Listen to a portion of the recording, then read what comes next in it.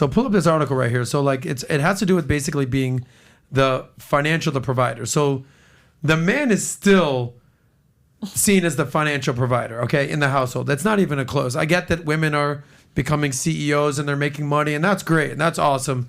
But don't get it twisted. The man is still expected to bring home the bacon, okay? And according to these stats right here, so 70% of adults say that for a man to be considered a good husband, it is very important for him to support his family financially. But on the other hand, only 30% say that a woman, to be considered a good wife, it is very important for her to support her family financially. So clearly there's different traditional gender roles. Gender roles still exist. They're still intact. Despite like everything that's kind of happening in society today, the man still needs to meet a man and bring home the bacon, and the woman still can be the nurturing type. So, but back to my different rules, this is sort of the problem that I see happening right now. Women want, for the most part, traditional alpha men. The guy that, takes care of things and makes them feel safe and secure and makes money. Traditional alpha roles. So that's what they want from men. But modern women are not traditional anymore. Not even They close. want to make money. They want to do their own thing. They don't want to rely on a man. So a lot of women today, like more women are going to college now. More women are valedictorians. So they're making more money. Based on the rules of hypergamy, the higher and higher and higher they go up the socioeconomic chart, the less of a pool they have for men to date. That's right. So it's kind of like you're digging your own grave. And back to your point, this is why 80% of women only want the top 20% of men. And it's sort of slim pickings for these women. So on one hand, I totally understand why a woman would want to improve. Absolutely. And not want to rely on a man.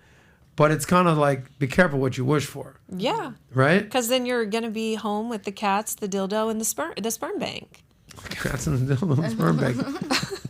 So here's some interesting stats right now. But based on this, and this is where I want to kind of get the guys to weigh in, because you guys are financial experts. Well, at least you make a lot of financial content out there. 70% of adults we just talked about, in order for a man to be a good husband, they want him to be able to support his family. It doesn't work that way with women. That's the second thing right there. Mm-hmm. Here's what's interesting, though. It says this is a percentage of adults saying it is very important for a man and woman to have each of these traits. So very important.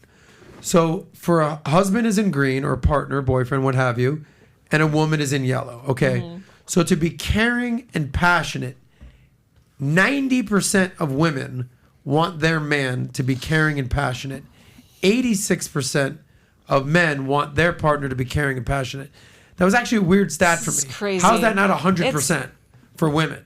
Well, how are women not like, yeah, how are 100% not agreeing to that? This is a pipe dream, though. You want to be caring and compassionate. And I'm not saying, like, don't be concerned with your wife's needs, but these are beta qualities. You want a man to provide for you and be a woman. Caring and compassionate. I understand. You don't want that from a man? Not like in leadership. Yeah, you have to have that to connect. But I think that these are... Well, didn't you just say that you wanted somebody to like pay Present. attention to you and be present? Present. Isn't that part of being caring? Is having presence? I wouldn't use that adjective. I mean, I'm not talking like making her your queen, right? Because then you're worshiping somebody and you're putting them above you. Yeah, but like the caring aspect with kids or with a wife or significant other. I don't know. I feel like I understand what you're saying. I want a man to care about his purpose and not to be hung up on me. Like he chose me because he knows I'm going to be cool and I'm going to take care of the kids and I'm going to take care of him and nurture him. I'm supposed to be caring and compassionate. I'm the woman. I want to be afraid of my man. I want to know that my man can go out there and rip an animal to shreds if he needs to. He's going to protect me. What do you mean afraid of your man? Like, I want to be afraid of him, scared of him. Because if he needs to protect me in the end, I don't want a caring, compassionate man who makes a lot of money to take care of me. No. I want a man that's a beast. That's like when I'm like, shit, man, there's someone out there. He's like, bet, I'm on it. I got this. I got this. But and that's not cons to that. Like they just can cut off that whole side of the compassionate and the caring side. Well, a good woman knows how to bring that out of her man. She's feminine enough. She used her feminine powers to bring that out when it's necessary. But that's not that is not anywhere on my fucking vision board. I want my man to be caring and passionate. They can go fuck themselves with that one. It's hilarious to me. That's for you, Jennelle, and you're a different breed. We know that. But 90% of women do want that. But I think more than the 71% of being But look at marriages. It's a coin toss. Heads or tails is going to work. What about the warrior in a garden thing? You know, That's like, what. But that's he what. can, what's the warrior in a He garden? can flip. Yeah. you know, just like the overall thing, like capable of doing the protecting, but also But being still- able to be compassionate when needed. Correct. But And you're but, controlled but enough to be compassionate. correct. Yeah. And I'm not saying don't have it, but that is certainly shouldn't. I don't think that should be at the top of the list. I think it should be protector, fiercely protecting and fiercely fucking present. Okay, so that goes to something I've always believed. Just as a man, the attributes that attract women always comes down to two things.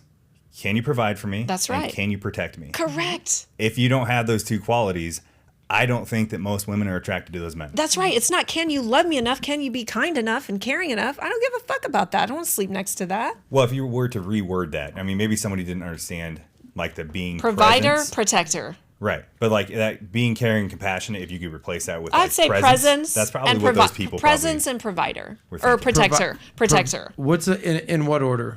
Presence number one, and then protector. Presence, Maybe protector, presence.